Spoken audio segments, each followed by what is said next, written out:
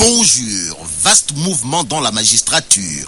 Walfadjri L'aurore révèle que Moustapha Sourang met le pied dans la fourmilière. En effet, 26 mesures individuelles ont sanctionné la réunion du Conseil supérieur de la magistrature tenue hier au Palais de la République, renseigne Agui Boucan, mon frère de l'aîné des quotidiens de l'Aurore. Ce journal informe qu'il s'agit de la chancellerie de la Cour suprême, les cours d'appel de Dakar, Kaolack et Saint-Louis. Aussi, les mesures concernent le tribunal régional hors classe de Dakar, des détachements et fuites de détachement, nous livre toujours Walfadjri L'aurore. À propos de ce chamboulement dans la magistrature, l'aîné des quotidiens de l'Aurore nous apprend qu'en réalité des réalités, c'est Madické Niang qui a fait le 7-7 pour Sourang. Donc, retient cette fois le populaire, Sounou Gorgui national, international, universel, mondial, a secoué le cocotier appelé magistrature et a pop d'ajouter que le procureur général, un substitut du procureur et un juge d'instruction cité dans l'affaire Youssou Gueye ont été souquette mouquette mis au frigo. Le frigoriste, c'est Moustapha Sourang, semble indiquer Walf Grand Place. Sans contour ni détour, le deuxième né des quotidiens de l'Aurore, à propos des nominations dont la magistrature cherche à savoir pourquoi. Eh bien, pourquoi Sourang va très vite avec les magistrats. En tout cas, dans ce mouvement au niveau de la magistrature, Walf Grand Place pense que Sourang n'a fait qu'installer son ASC. Car en 2 semaines, Faïdi Dramé de Walfadjri Grand Place nous livre que Sourang s'est tout simplement et tout bonnement choisi ses collaborateurs. Bon, collaborateurs ou collabos sont les nouveaux hommes de Sourang. Réumi Quotidien nous livre sa part d'informations sur le mouvement dans la magistrature. D'après le quotidien Réumi, le marabout a tout simplement exécuté le ndiggle du talibé. En clair, Sourang applique les dernières décisions de Madické Niang, informe le quotidien Réumi. Ce journal annonce aussi que dans le gouvernement, des manœuvres et autres mafias sont légion pour faire virer Ndeye Khady Diop. En plus, Réumi Quotidien, sur la rencontre des députés Wadayon hier à l'Assemblée, parle de troublant huis clos. En effet, le député Malick Gueye s'en prend à Doudou Wade et au ministre de Sounou Gorgui national. Et en guise de remerciement au touille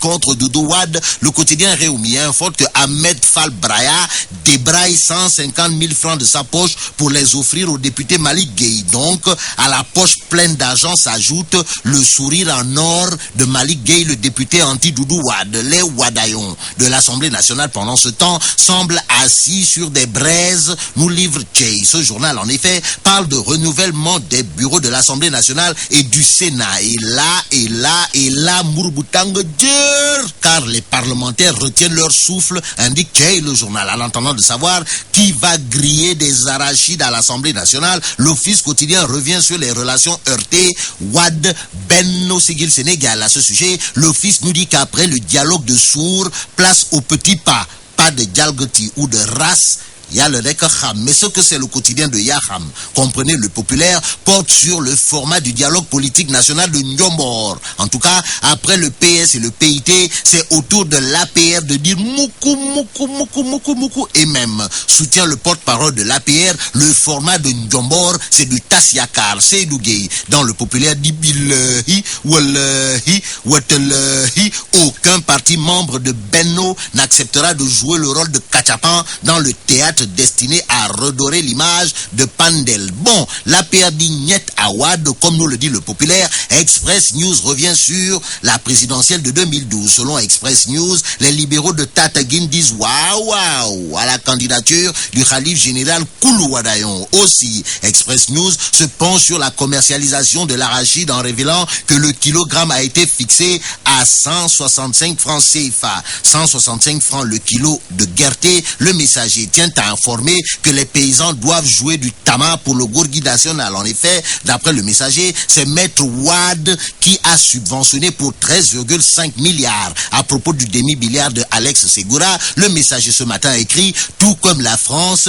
l'Espagne dément une quelconque interpellation de l'ancien représentant résident du FMI à Dakar. » À Dakar, le quotidien Côte s'entretient avec Mohamedou Mbodj du Forum civil sur l'affaire Segura. À ce sujet, Mbodj Mohamedou n'use pas de la langue de bois pour dire attention car l'affaire Segura a un retentissement mondial, raison pour laquelle au Gorgui national, international, universel, mondial, Mohamed Mbodj exhorte à faire la lumière sur ce qu'il est convenu d'appeler aujourd'hui l'affaire Segura. Restons avec le journal Coach qui parle de fiascos diplomatiques successifs en informant comment Wade isole le Sénégal. Sur ce point, Coach évoque l'inexplicable adoption du fils d'Addis, Kéba Mbaye, ressuscité, nous dit le journal Tché. En clair, c'est le journaliste Cheikh Yérim Seck qui rend hommage dans son dernier ouvrage à l'ancien président du Conseil constitutionnel, Feu Kéba Mbaye. Mais au-delà de l'hommage, Tché, le journal renseigne que Cheikh Yérim Seck, dans son ouvrage intitulé Kéba Mbaye,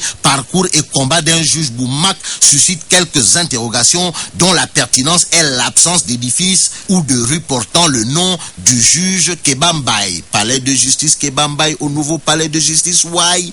Et Walsport nous explique ce matin comment Yekini est passé de 200 000 à 100 millions en 12 ans. Pour l'instant, Sougnolam révèle les vrais cachets du combat du 4 avril et nous dit que Yekini va empocher 120 millions, tandis que Cher Foutoy Moutak Astafurla, Sering Boulfale, Tyson va bouffer 150 millions. Et pendant ce temps, Wolf Grand Place renseigne que Sanyambour est actuellement enroulé dans de beaux draps. En tout cas, pour rupture abusive de contrat, un très gros procès guette Sanyambour, nous dit le deuxième né des quotidiens de l'Aurore. Ce journal va plus loin en indiquant qu'il y aurait une menace sur le combat Tyson-Yekini. Que retenir? Sinon, et dans le ngembe des deux lutteurs et dans le tchaya de Sanyambour, ça sent du Neferembam.